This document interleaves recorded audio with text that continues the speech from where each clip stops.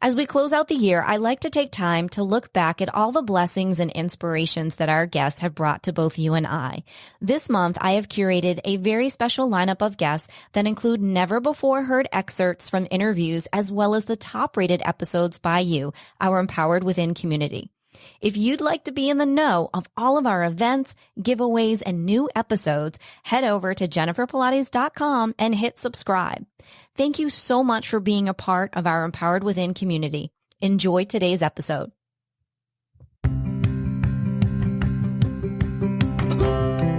I've got great things to share about how you can increase your happiness, how you can find out your purpose, and how you can live the successful life that you want to live.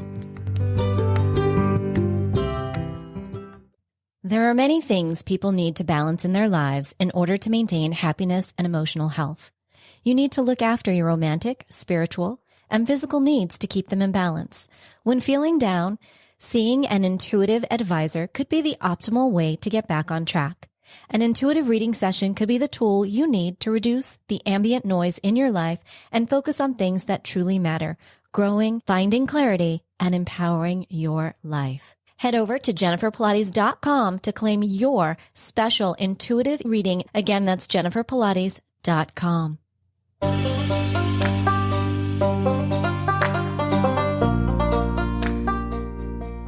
Welcome to Empowered Within, a soul-quenching, transformational podcast that will set your soul on fire through candid and inspiring conversations. Leading experts, celebrities, healers, and I share our journeys of how we've overcome challenges to living an empowered life from within.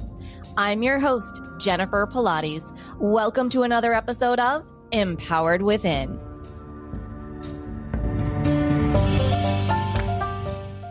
Hi there, and welcome to the show. Today's guest, Mike Duffy, is a philanthropist and author of 5 books on happiness. He is the founder of the Happiness Hall of Fame and the CEO of Happiness Wealth Management.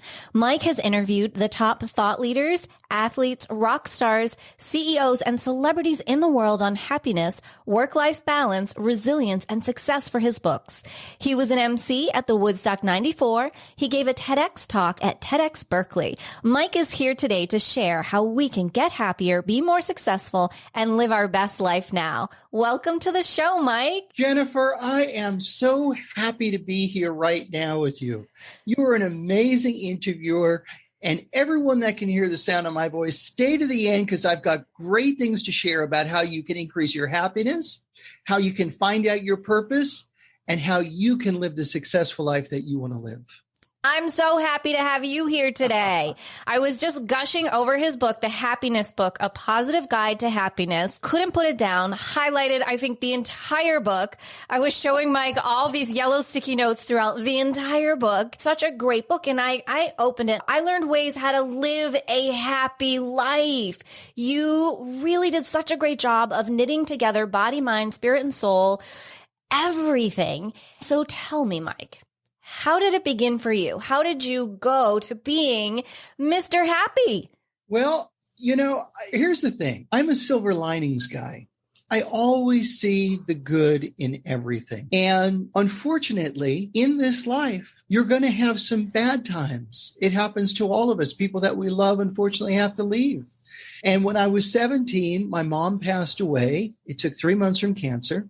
And a very happy boy is now a very depressed kid. So I had to do everything in my power to get back to happy. So I got a degree in psychology. I read every single thing I possibly could on the power of positivity. Whatever there was that talked about success, I absorbed it. I devoured it. And that hasn't stopped. That's my hobby. My hobby is reading great thought leaders on how to live a successful life. We need that right now. So many people are wrapped up in their 9 to 5, or I'm doing this, I'm doing that, I'm busy, I'm multitasking. And that's really not what we're here for.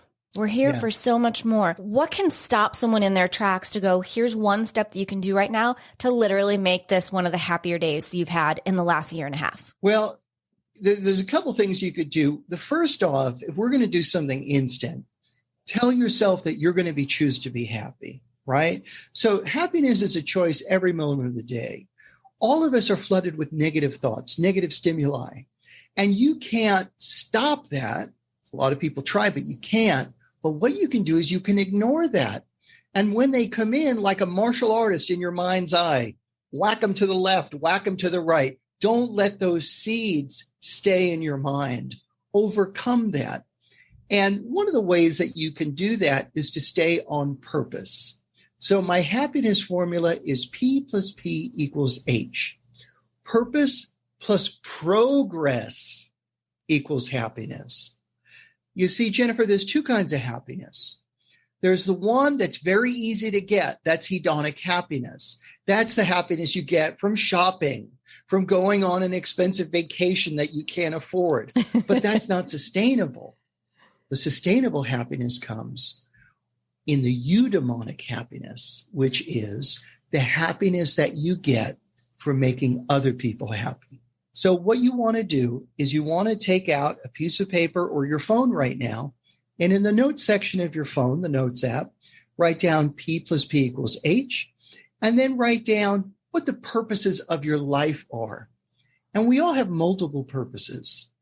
So when I did this exercise 10 years ago, one of the purposes I wrote down was to be a great husband to my wonderful wife. Underneath that, I wrote, be a great father to my two great kids. Be a great financial advisor to my clients at Happiness Wealth Management. And then over to the right, under progress, I wrote, every Saturday night is date night. You see, Jennifer, I learned a long time ago, it's much cheaper to hire a babysitter than it is a divorce attorney. That is great advice. Great advice. I hope everyone heeds that. Yeah. And so, and under be a great father to my kids, I wrote, coach everything that they'll be in. And I am happy to say that my 16-year-old daughter has just made varsity golf, and she's going to be in a tournament next week, and we're just ecstatic. Life is great. That's amazing. Congratulations to her and to you. Yeah. How exciting. Yeah. That's really exciting. Are you an avid golfer as well? Here's a story. A lot of people are stuck. They're stuck in a rut. They're like, this is what my life is. This is what my life will always be. And they discount the fact that in your life, your tastes will change. So my daughter and I are what are called COVID golfers, that it was the only thing we could possibly do.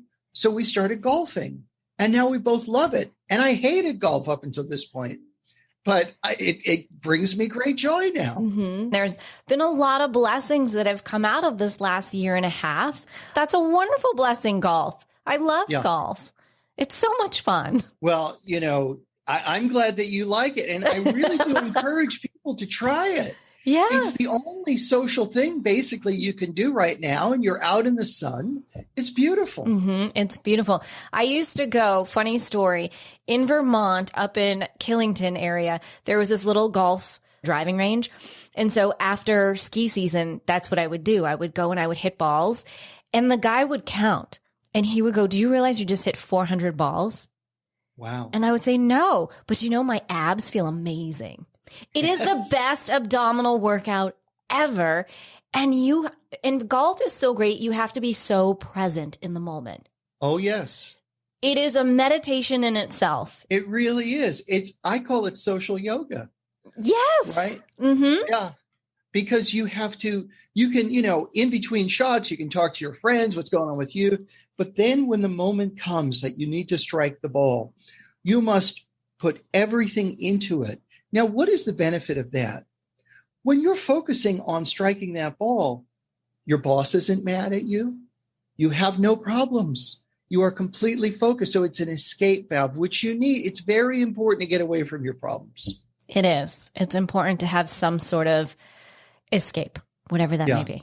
Well, that's so exciting for the two of you. I'm so happy. You're making me happy. So one of the things in your book, you have a wonderful way of talking about happiness and mindset and fear. And I thought that was rather brilliant how you gently woven those together. And I'm wondering if you could share, because it's especially right now, there's a lot of fear out there. And if we could help bring people through that fear into some happiness today, I think that would be amazing.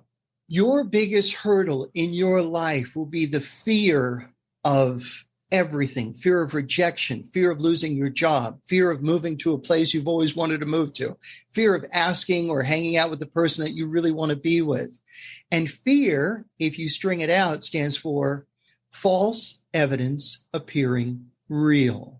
Because how many times, if you look back, when you actually took that chance, it didn't kill you. It didn't kill you to apply for that job. It didn't kill you to, ask that person out or whatever it was. It brought you forward. I remember when I met my wife, it was at a Boston College alumni party. She went to Boston College, I didn't. And I remember seeing this beautiful woman across the floor at the end of the hall. And I looked around. I said, is there any guy bringing her a drink back? There's no way she could be alone. And I literally started running towards her. And in my head, I said, what am I going to say when I get there? And I just told myself, just say hi. And that was the greatest decision I ever made. Now, I could have been, fearful, like a lot of people are, and say, oh, she's probably with somebody, or she's too good looking for me, or anything like that. So you have to understand that fear is the greatest hurdle. And, Brene Brown, who's got one of the most well-watched TED Talks, she's out of the University of Houston. She studies courage and vulnerability. How cool is that? That's really cool. And she says, be courageous. Don't live in the cheap seats. Live in the arena. I had the blessing of being able to induct Muhammad Ali in person a number of years ago into the Happiness Hall of Fame. She says, ignore the haters, right? So let's take a look at when you see a boxing match, let's say, or an MMA fight. You have half the people raining down boos on a fighter and the other half raining down boos on the other fighter. Can you imagine if the greatest boxer of all time, Muhammad Ali, got into the ring and he heard people booing at him? Do you think he would have stopped the fight and say, stop it, you're hurting my feelings, I put a lot of time into this? No, he went about his business. You have a purpose in this life. Go about your business. Ignore the haters. They're in the cheap seats for a reason. Be courageous. I love that. So tell me more about your Happiness Hall of Fame, because I want to know how I can get in. I was like, I'm obsessed. I need to be in the Happiness Hall of Fame. Well, you got to get by my advisory board. Okay. So the Happiness Hall of Fame was started to encourage, recognize, and celebrate people and organizations that make a profound effect on other people's happiness. So in the hall is the Golden State Warriors, Steph Curry, Serena Williams, Derek Jeter, the San Francisco Giants, Mother Teresa's Missionaries of Charity. It's just on and on and on. The Make-A-Wish Foundation, the Wounded Warrior Project, the Ronald McDonald House. And every year at Stanford University, we have a big induction ceremony. And some of the folks that get inducted come on out and tell their stories. So if you're looking for inspirational videos, instead of seeing how messed up the world is, that's why I started the hall, to shed light on the goodness of life. Go to happinesshalloffame.com. That's great. And so every year. Now, were you able to do it the last 2 years? So last year, no. And this year, no. I'm just inducting people without the ceremony. But when we start up again next year, if they want, they can come out. And I have a really good story. You talked about fear and uncertainty. Would you like to hear about the latest inductee into the hall? Absolutely. Okay. And it goes to golf too. So now that I love golf, I'm starting to induct golfers. So Hale Irwin was one of the most recent inductees. Now, golf is 550 to 600 years old. So you can imagine if somebody is rated as the 25th best golfer of all time, this guy's got to be a really great athlete, right? Right. So I reached out to Hale. He calls me back and we spoke for about 45 minutes. And I said, Hale, I have become obsessed with golf, and I was watching one of the most thrilling golf movies of all time, the 1991 Ryder Cup. I've seen it 3 times now. And you are the hero of that movie because you go last, and it's the U.S. versus Europe, and it's between you and the great Bernhard Langer. And he's about 46 years old, or maybe even 47. And I said, can you please tell me so that I can give this wisdom to other people when I speak? How is it that under so much pressure that you can get such great results and success? How do you put all the noise to the side? He said, Mike, I've won the U.S. Open 3 times. I'm the oldest man to win the U.S. Open at 45 years old. But when I was a young man, I won my first U.S. Open, but I almost didn't. You see, I got a panic attack. But the thing is, I thought I was having a heart attack. I'm on the 17th hole, and it was at that hole that I realized, wait a second, I can win this. And then all of a sudden, the panic and the fear jumped in, and my heart started beating outside of my chest. I started to look around to the left and the right sideline, where I could mingle into the crowd and lay down and have my heart attack in peace. He goes, I was completely off my game and I was about to lose. And a voice came inside my head, and it was my wonderful father's voice. And he said, Hale, I always told you to finish what you start. And he goes, it was that wonderful pouring of love that my father had given me all of those years that I leaned on. I put my head down. I said, I'm going to finish this out. And I won my first U.S. Open. So I think that that's a great story for those that are unemployed, for those who have lost a loved one recently. Understand that this too shall pass, that if you can hold it together through these tough times, you'll get to the other side and to the victory that's coming your way. Mm-hmm. Thank you for sharing that. What a move. I have such goosebumps from that story. Oh my gosh. Because I know what it's like to have a panic attack. I can't even imagine on the 17th hole having a panic attack. God bless him. Oh my gosh. Wow. My goodness. That's one of the reasons why I put the hall together as kind of a justice league. So, you know, when COVID hit, we were in the teeth of COVID. I reached out to one of the greatest selling authors in the history of the earth, Mark Victor Hansen. He's the co-author of Chicken Soup for the Soul, which if you put them together, all of the books that were sold are second only to the Bible. So I said, hey, Mark, it's Mike. How you doing, Mike? What are you doing for COVID? This is messed up. What do I tell the folks, right? So it's, you know, I can look down at my phone and I'll have an NBA coach give me a call. Like 1,000 years ago, St. Augustine said that it's in giving that we receive. You know, how do you want to create your life? I remember growing up in the 70s in New York City. I was born in Brooklyn, raised in Queens. My mother was so beautiful. She as funny as Lucille Ball. She was an Irish immigrant with a 6th grade education, looks like Sophia Loren, and loved people. And she would talk to everybody. I remember one time she said to the lady next door, she says, where's Frankie? I haven't seen Frankie around. And she says, oh, you know, Frankie went to go find himself. You know, he moved to California to find himself. And the 70s were a lot about finding yourself. But my message today is that you don't find yourself. You create yourself. Who is it that you want to be? You can realize that objective and reach the goals and dreams that you've always wanted. You just have to put massive action into effect. Any tips on how someone can go about that right now? If they say, okay, I want to create, I want to figure out what my purpose, my passion is. Mike, how do I begin? First of all, you have to sit down and you have to put pen to paper. Benjamin Franklin said that 1% of people are successful because only 1% of people write down their goals. Jennifer, I remember a number of years ago, I was in my starter house. And again, I've been researching success and all of this stuff for a long time. And I was writing down my goals in my notes app, and I was writing down goals that I knew were achievable. What's the point in that? And I was too afraid to put down my real goals, which was I want my dream house in this town, and it's going to look like this, and I want to make X amount of money. But I was like, well, I don't want to be disappointed. And that's why most people don't reach where they can go, because they don't want to be disappointed. Mm-hmm. They don't want to feel like a failure. So write down goals that you want, your dream goals, big, hairy goals that you think that you're never going to achieve. Why not? What do you have to lose? You don't have to share this with people, right? But write it down. And then every year So today, write down what you want to achieve for the rest of 2021.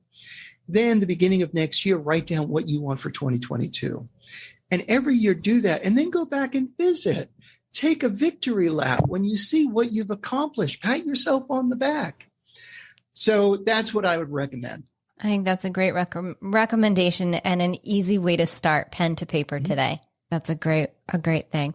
Well, I have a question for you. What's your favorite restaurant on Boylston Street in Boston? Yeah. So I can't remember it. However, they have a Vietnamese crab appetizer that is the most delicious. So I don't remember the name of the place, but it's spectacular. It's unshelled. Okay. I was wondering if it was Abe and Louie's. I lived in the Back Bay for a while, and I was a regular at Abe and Louie's. Loved, so my going away party, I have wine glasses to this day still from Abe and Louie's. Thank you to the bartender. That was so kind. Well, also legal seafood. Oh, legal seafood is amazing. So delish. So delish. Mm-hmm. I love that area. What is one aha moment that you've had throughout your research, throughout studying happiness and success and bringing this into your life? What is one moment that sticks out as such this aha moment for you? It was when I inducted Mother Teresa's Missionaries of Charity into the hall. So the Missionaries of Charity in San Francisco had to coordinate to get India's approval, the head of the organization there, to accept the award. And so they called me back and said, it's a go. So come on up to the convent in San Francisco. So I brought the award, and I wanted, I'm Irish, so the Irish love sweets. And so I wanted the nuns to have a great dessert that night. So we have designer cupcakes around here, and I got 24 designer cupcakes. And I also wanted my daughter, Kendall, to experience what it is like to be around these amazing women who give their entire lives for the poor. I wanted her to experience real dedication to a noble purpose. So we went up, we walk in, and I said to the Mother Superior, I want you guys to have a great dessert tonight. And she said, oh, our friends on the street will love these cupcakes. And all of a sudden, you asked for an aha moment. Mm-hmm. My life was changed permanently. So that was the birth of the Happiness Hall of Fame homeless outreach. I go out almost every day, and I look for my friends on the street, and I make new friends. And what these people need is a lot of things, but what they need is love. They need a friend. They need someone who knows their name, who knows what they're dealing with, what their problems are. I pray with them right on the street. But what I really get out of it is that they pray for me on the street. So it's a two-way street. And let me tell you something. A lot of their prayers have come true. So that was my biggest aha moment when I rededicated myself to my friends on the street. That's beautiful. We have that in common. I've always done that. It was big to me working with St. Vincent de Paul out in Arizona. And beautiful. Now that I've been here in Florida, just the other day, as a matter of fact, I went over to the dollar store and they had some of this fancy Icelandic water, so it doesn't have fluoride in it. So I said, I'm going to get some of this. And I wanted to just go for a drive. So I drove down towards Fort Myers City, and there's a lot of homeless people that gather in a certain area. And I saw this one woman, and she was so beautiful to me. And I drove back around the block, stopped my car, and started, chatting with her and introduced myself and said, could I offer you some water? And it was just such a wonderful exchange. And it just warms my heart, like for you, giving back and serving others and remembering that we're all brothers and sisters. All our DNA is connected in some way, shape, or form.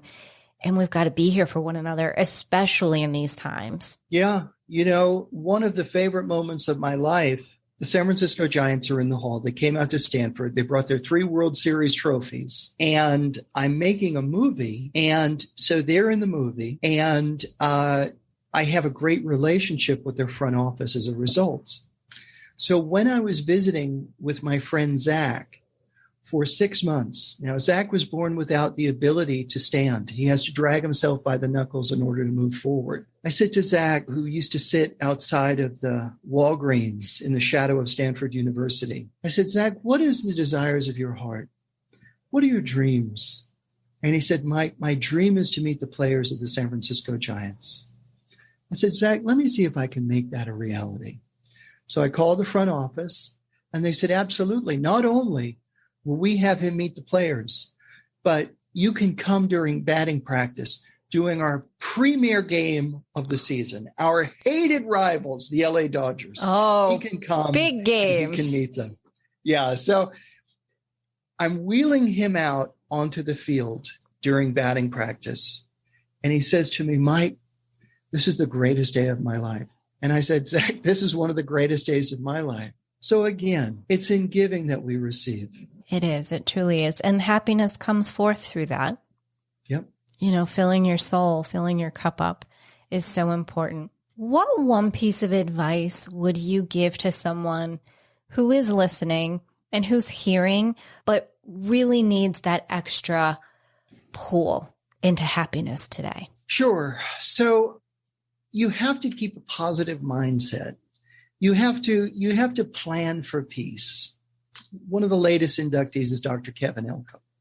Dr. Kevin Elko is a sports psychologist, and he has won 30 football championships, or he's helped win 30 football championships as a member of different staffs, both professionally and in the college ranks. Most of them came with Nick Saban.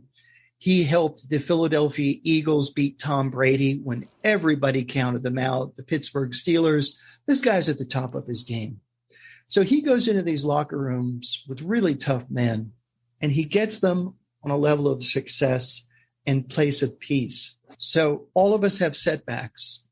If you're playing in a football game and it's the first quarter and the opponent is up 21-0, what are you going to think? You're going to go, well, we lost this game, right? Right. But he tells them these powerful words, so what, now what? So put that in your mental Rolodex. So when you lose your job or something bad happens to you, tell it to yourself, so what, now what? Dr. Wayne Dyer used to say the past is ash. You can't go back and visit it. It doesn't matter, right? So whatever has just happened to you can't happen again, right? So just say, okay, well, that happened. Now what do I do? And the other thing you want to do is you want to plan for peace. In this rocky road that we call life, but this beautiful, adventurous road, there are going to be potholes. And so if you know you're going to take a journey, you have to say, okay, this could go wrong, this go wrong, this go wrong. And I'm going to plan, if that goes wrong, I'm going to do this. If that goes wrong, I'm going to do this. Well, there's always the unforeseen potholes. If you practice the mindset of planning for peace, that no matter what comes your way, you are not only going to stay in peace, you're going to stay in power. Because when you're in a place of peace, you're in a place of power. Don't give your power away. For new parents with the babies crying and, younger parents with the bills and their job, stress, all that stuff. These 3 words, patience, love, and kindness. There was a time when you were that screaming baby or toddler, right? And you were taken care of.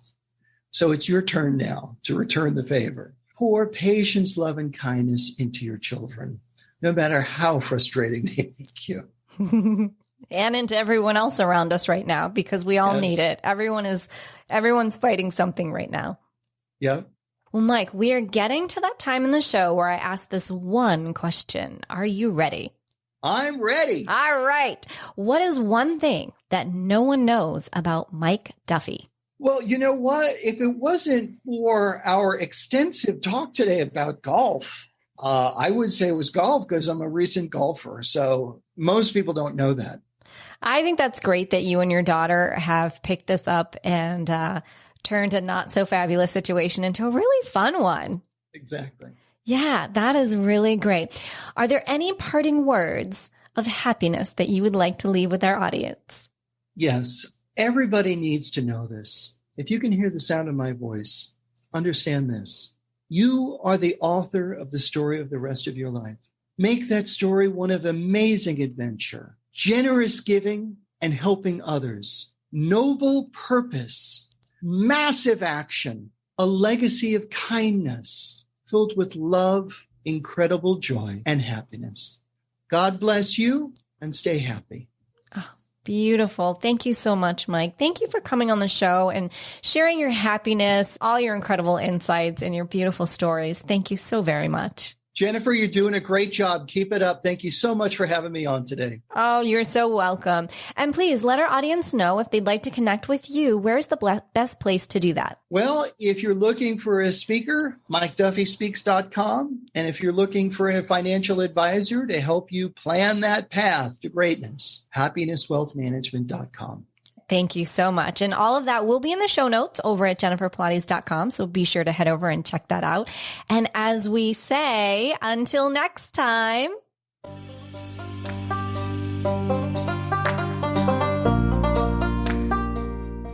Thank you so much for tuning in to another episode. Please remember to rate, review, and subscribe to Empowered Within with Jennifer Pilates. Your feedback is important. It helps me to connect with you and gives me insight into who you are and what you're enjoying about the show. For today's show notes and discount codes from today's sponsors, head over to JenniferPilates.com. Until next time, may you live an empowered life from within.